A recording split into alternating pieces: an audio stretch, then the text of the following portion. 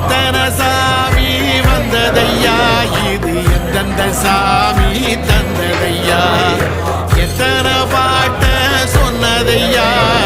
சுத்துற பூமி கண்டதையா அடிச்சு வீசும் காத்துலையும் அந்த தகப்பனாச சுத்துதையா பிடிச்சு பூக்கும் விதையிலும் ஒரு வம்சத்து கதையே உள்ளதையா 100 தலைமுறை சேர்ந்து